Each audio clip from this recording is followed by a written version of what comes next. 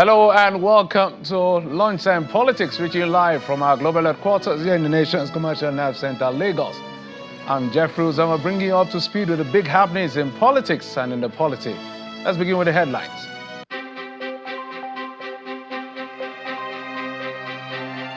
Governor Lucky Ayedatiwa of Ondo State wins at the Governorship Election Petition Tribunal, confirming his mandate in the November 2024 election in the state.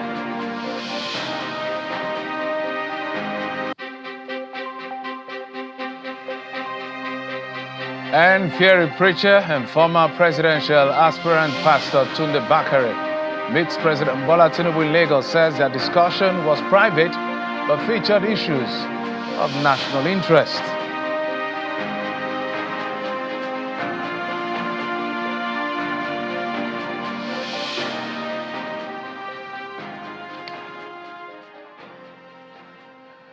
Thanks again for joining us on the program where we'll bring you up to speed with the big happenings in politics and in the polity at midday. All access pass is what I call it.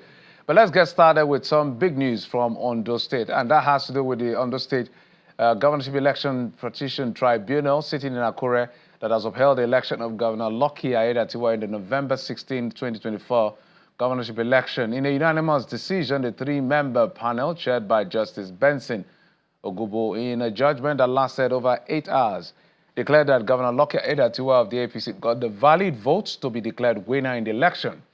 It struck out the petition filed by the candidate of the People's Democratic Party, Agbola Ajayi, against the result of the election for lack of merit. It also struck out by the tribunal as suits filed by the People's Democratic Party, the Social Democratic Party, the African Democratic Congress, the Allied People's Movement, as well as the African Alliance Against Governor Lucky Ayedatiwa. Governor Ayedatiwa, after the judgment, says he's happy with the judgment. It says the mandate given to him by the electorates of Ondo has been confirmed by the tribunal. He urges the opposition parties in the state to join him in the development of the state.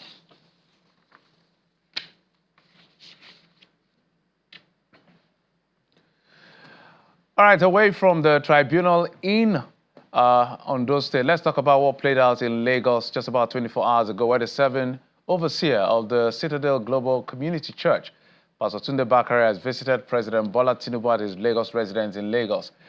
Speaking with journalists after a closed-door meeting, Pastor Bakare says his conversation with the president focused on national development as well as the future of Nigeria. Well, it's not about just reservations. It's about how the country will go well. My life personal vision is to see a nation that works in my lifetime. And those things I've discussed with Mr. President. They're not hidden things, but I've learned that when you discuss with the person in charge, you leave it with him to do whatsoever he wills with what you have suggested. So I've had a private conversation with Mr. President, and I'm glad that he received me well, and I trust that God will help our nation.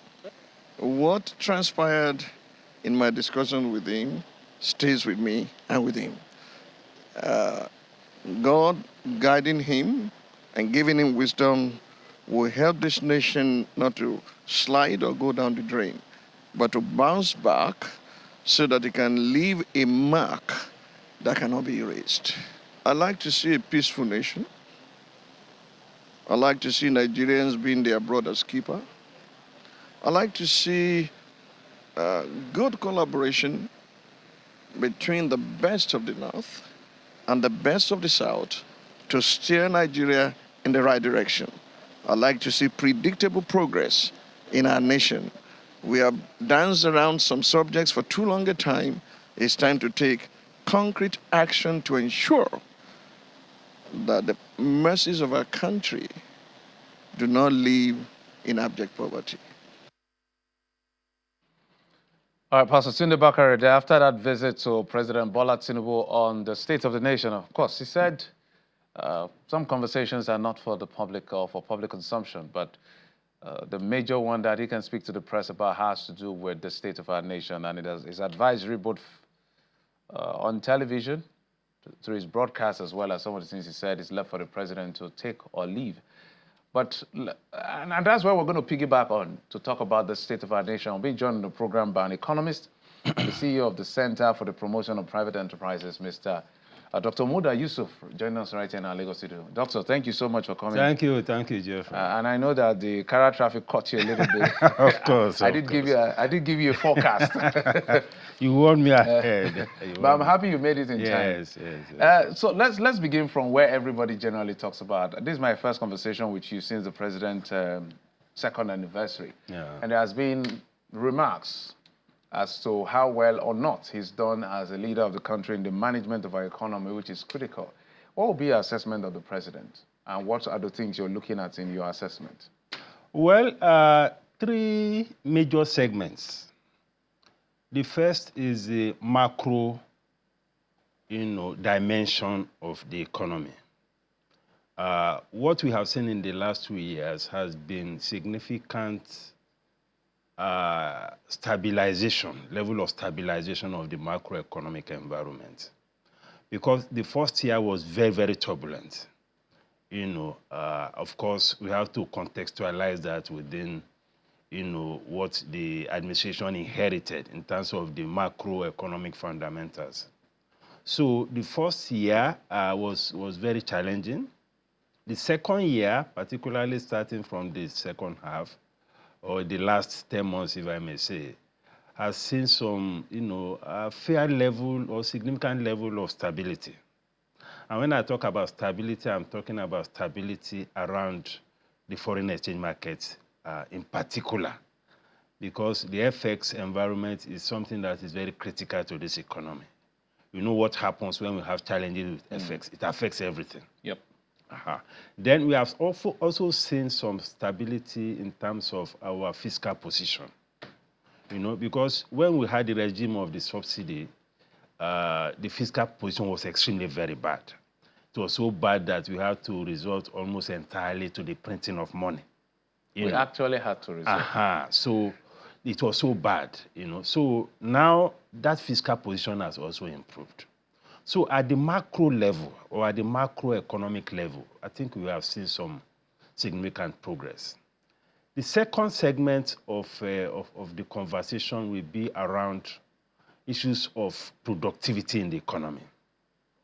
Productivity is about how you make the economy competitive, how you bring down the cost of production, and also bring down prices in the process, and how you are able to also compete either at the regional level or at the global level. It's about productivity. We are still struggling with that because this is hinged largely on the quality of our infrastructure. I know what it is to fix infrastructure. We are talking about infrastructure decay that had been there for close to 2 or more decades. So the infrastructure issue is still a major issue. And in fairness, it's not something that we can fix in 2 years, especially given where we are coming from. So we are talking about power situation, we are talking about logistics. Those two key issues are extremely very, very important when you talk about productivity. So we are not there yet. So those who are in production are still struggling with the issue of cost of production and competitiveness. Then the third major and very important segment is the issue of the social dimension of the economy. And when I talk about social dimension, I'm talking about the welfare of the people. Regrettably, the reform had inflicted significant pain. What I would call huge social costs on the citizens in terms of standard of living, the cost of living, and all of that. So the social cost of the reform has been very, very huge. It has been, in fact, very devastating.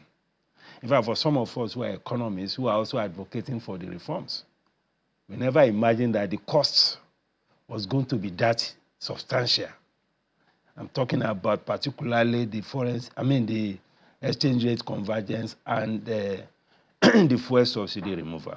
And by the way, let me also say that those reforms were inevitable. I agree with many of my colleagues who are economists that those reforms were inevitable. So the social cost has been very high. That is, again, one thing that we are still struggling with at the moment. So when you talk to the average Nigerian about how well the economy is doing, the first thing they will ask you is that, because they will look at it from the point of view of their welfare, and unless you manage the economy in a way that it positively impacts their welfare, they will not appreciate that anything positive is happening.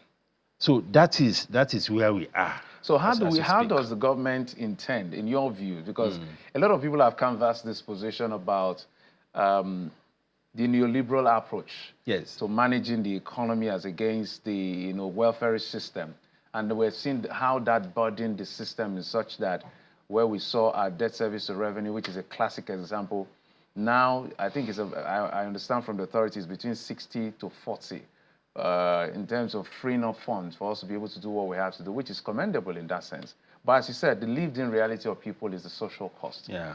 I don't know whether they've admitted to the fact that they didn't think through in terms of how impactful it will be. But now we're here. And this president, from his body language, doesn't look like he's changing position in his policy direction, not anytime soon. Because a lot of people are saying, no, it's in the right direction. I've seen the NDU from the World Bank and all of that. So what can be done for Nigerians to begin to feel the impact of this policy positively? Or are we still going to be relying on a question of time? Because when you put this to the authorities, they say, give it time. Nigerians don't have that time. We see, when you are dealing with the magnitude of economic challenge that we are dealing with, it's not something that you can fix so quickly. That is the reality. Because we are talking about economic fundamentals that have been practically broken. To fix it, it's not going to be easy. But what I can say is that perhaps, and the government, to even the president in his speech, alluded to the fact that he's aware of the fact that this thing is inflicting a lot of pains on the people. So what I think we should be looking at is how to now begin to recalibrate our policies to specifically target the key issues of productivity and the key issues of the welfare of the people. Those two areas are very critical. Yes, stabilization, we have achieved some progress. Though it's still high, it's on the high side. The FX is stable, but it's high. It's high, but at least the stability, can you compare this with a time when you are not sure what the FX rate will be the following day? There's a time the FX rate was getting close to 17, 18, 19. People are predicting that we get to 2,000. It's created a lot of panic in the system. So having come from that point to this point, I think is some progress. But what I think needs to happen is first to address this issue of productivity. I know it's not something that we can fix very quickly, but we must be deliberate about making some significant progress. And the way to do it is to again go back to our budget.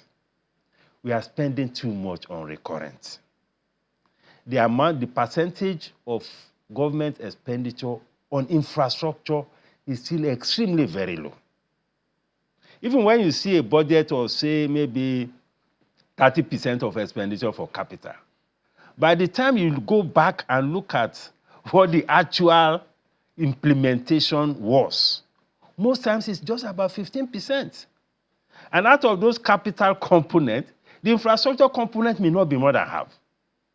Because when you talk of capital project, they lump all sorts of things, including computers, cars, and all of this. Whereas what we need the most, or what we needed the most at this time, is to fix our infrastructure so that we can scale up our productivity. Okay, Doctor, we're going to come back to this issue of the infrastructure and this other element of the fundamentals, besides the macroeconomics, these fundamentals that will engender productivity. But there's something I want you to help Nigerians understand, because Nigerians don't understand it when the government says, our fundamentals are right. We are not, we're doing better in our fiscal management. So you see the debt service to revenue ratio. Debt service to GDP ratio. Debt service to GDP ratio. We even talk about the FX reserve. Those are buffers and all of this. And then the stabilization of the FX market. Now, this is what confuses Nigeria. If all of this is in great shape or fairly great shape and it's in the right direction, they don't understand why the government is planning on borrowing. So the 25 billion that they've explained is spread across time that will be borrowed. Maybe you help them understand because, for instance, our current budget, about 24%, that's almost a quarter of our budget is for debt service. That's about 7% of our GDP. So that's how big it is. So if these things are right, why do we need to borrow? For the layman, they don't understand it. You see, in any system, whether you are talking about the economy or you are talking about business, borrowing is an integral component of financing the economy. Even the most advanced economies, the richest economy, I mean, go to US, you'll be amazed at the trillions of naira. Of dollars. 2 trillion right now they are trying to propose. Yeah, trillions of dollars in debt. So the debt itself is not so much the issue. What is the issue? First is the sustainability of the debt. You talk about debt service to revenue ratio. When I looked at the CBN report lately, the ratios are getting to a level that are also becoming disturbing. They're already crossing the prudential thresholds. So we need to worry about sustainability. Because if you are not careful, we could get to a point where the debt service will consume the entire revenue. That is the reality. Because of this new intake. Even because of this new intake, even managing the existing ones. If you look at the numbers, it's a bit scary. So we need to watch it so that we don't run into a debt crisis. So sustainability is key. And what is important in sustainability first is the cost of the debt. What kind of interest rates are we paying on these debts, whether it is domestic or foreign? Those rates are a bit on the high side, in my view. Plus our premium. Yes. Because, even domestic debt, if government is borrowing at over 20%, 22% and all of that, that is high. It comes back to put a lot of burden on the finances of government. Isn't that the smart way, that maybe issuing a bond, a smart way of attracting FPIs into the system? No. Well, perhaps so. Perhaps so. But because they've touted that as a gain. I know. The portfolio inflows has increased as a result of the high interest rates. But again, for many of us, we don't believe that we should be celebrating so much of portfolio flows. First, they are not dependable. They are volatile. They are very volatile. They can exit anytime. So when we are talking about sustainable economic development, what we should be looking at more is FDI, foreign direct investment. Because those ones, apart from impacting positively on the FX liquidity, they help to create more jobs.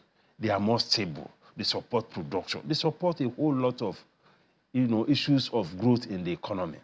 So I'm not so much of a fan of using interest rates as an instrument to attract foreign portfolio investment. Our emphasis should be more on foreign direct investment. How do we get investors to support investment in infrastructure? Do you think that when investors look at Nigeria now, they are confident of bringing in their monies here as far as the country is concerned right now? Of course, they are confident. Don't you see all the recent ratings? Yeah, I've seen the Moody's ratings. The Moody's, Fitch, World Bank, IMF, the ratings are good. But the thing with all these ratings is that the emphasis is more on the macro side of the economy. That, okay, if you operate here, what is the FX liquidity like? How easily can you move your money in and out? How stable is the policy? That is good. So all of this... but for the domestic investors or for the citizens... Yes, exactly. The parameters are different. How do we bridge that gap? Because at one point you say, oh, the fundamentals are looking good. Compounding effect down to the man on the streets, the man in the village, the man anywhere who is not in the trickle-down space. How is he supposed to experience these goodies, either in the immediate term or in the midterm? The point is that once we're able to stabilize the economy, which is what essentially these 2 years has been about, we should now begin to look specifically at this cost of living crisis. And the way to do it, in my view, is to look at our key policy instruments. Okay. We have our fiscal policy, we have monetary policy, we have a tax policy, we have trade policy. You know, each of these policy instruments could be used, could be calibrated in a way to bring down the cost. Because we have to transmit this from the cost of production to the reduction, reducing the cost of production to reduction in the cost of goods and services. Eventually. You know, for instance, if the government has some very good, robust engagement with those who are in the food processing sector, for instance, take the likes of, just permit me to mention some names, like flour mills, like Bua, and all these people who are in the space of producing staple foods, or the key ingredients for the production of staple foods, like bread, like noodles, like spaghetti, like, so many things around, some of these staples. If there's an engagement with them, that we want to be pragmatic in dealing with these things, what do we need to do for you as players in this sector to bring down the cost? Because if we must do these things, we must be ready to trade off some revenue. So at the end of the day, it's more like subsidizing production to incentivize them. Exactly. You may call it subsidy, whatever it is, but I call it incentives. Incentives to drive production in key sectors. People like those who are in cooking gas, for instance, you can identify them. What do we need to do for you to bring down the cost of cooking gas? CNG, those critical elements. So let's work with a little bit of a dilemma. Yes. On one hand, I remember the taxman, I call him the taxman. He said one day that he went to the president. The president told him, please, I hope you're not asking for more. More like you keep taking because of your proposal to make the life of maybe the business people or individuals better. Taking in what sense? Concessions? Yeah, concessions in that sense. The federal government in the VAT thing reduced it to 50. Now there is the upstream petroleum operations cost efficiency incentive. There's an EO signed to that effect. Now, sometimes I'm asking myself, if we're having a bit of deficit and government is giving away too much, isn't it going to expand even that deficit the more? No. Because we're still looking for money in the long run. No, it's about wealth creation. If you want to create wealth, you need to incentivize those who will create the wealth. If you incentivize them, they will bake a bigger cake for you. Because this is about growing the GDP, about growing the economy. Investment is very critical to economic growth. It's critical to wealth creation. So if you are putting too much obstacles on the way of those who are investing, we are not going to get there. So let's talk about the oil and gas sector. Yes. I spoke to an expert who understands some of this, because that space can be quite technical to a lot of us. So it's talking about things like an accounting framework for hydrocarbon. Not effective. So simple English, our wellheads are not metered. So oil and gas that comes to surface, we really don't know. When the federal government depends on NAPIMS now. Just like the model in South Africa, in Saudi Arabia, where both government and operators and everybody can see in a dashboard what is coming out. You don't come and tell me what I don't know. Everybody sees. So if we don't get that right, if we don't get things like the things on the, let's say, that's maybe deep offshore. Let's talk about onshore. Some of the evacuation process, I understand like maybe 1/6 of what we evacuate, we lose it to what they call technical losses, aka maybe oil theft and whatever shenanigans goes on in that space. If we have to give incentive to players in the IOCs to say, if you do this efficiently, you're going to get this relief. When we don't have sufficient data to measure accurately, how do we? That's why I'm asking the question of, are we not giving out too much as a country? We're talking about the federation here. No. These are governance and regulatory lapses that has existed for so many years. And my belief is that the recent reorganization in the NNPC is likely to fix some of these lapses. These are lapses. We hope it does. Yes. Given the quality of the team that the president has put in place, both at the board level and at the management level, I'm very optimistic that all these lapses will be fixed.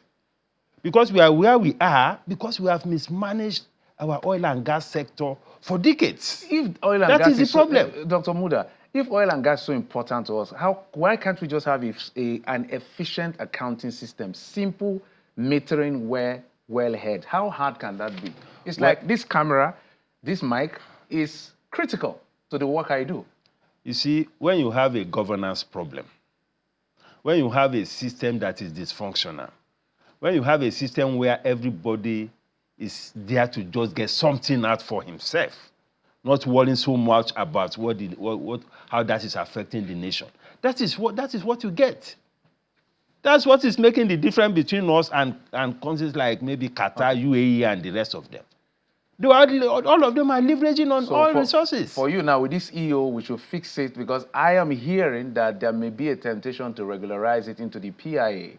That would be too deadly if we haven't fixed this fundamental, don't you? No, it will be fixed. I'm optimistic that with the new team that we have in the NNPC, all these things will be fixed. So we should not be in a hurry to regularize. We should just leave it as an EO first, executive order.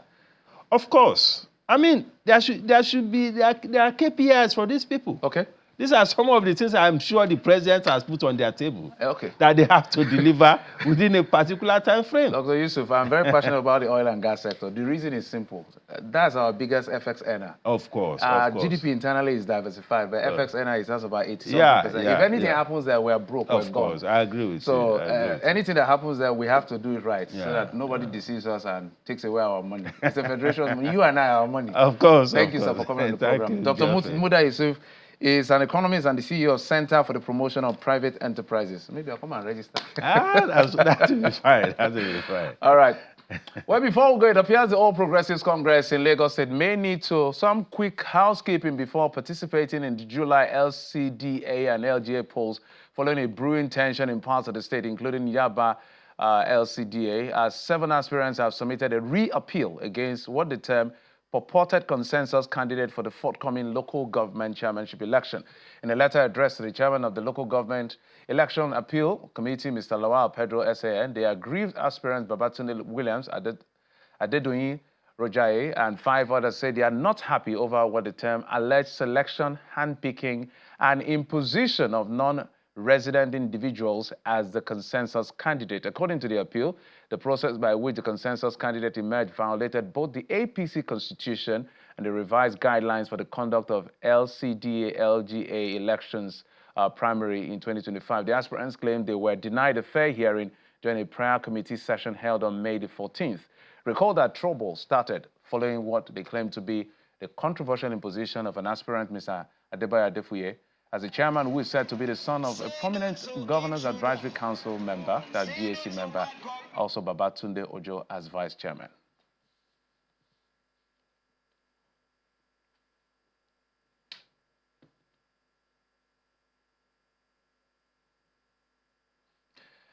And that's it on the program. Thank you so much for your time and, of course, your usual company. I'm Jeffrey Uzama. You've been served on Lunchtime Politics. Bye-bye.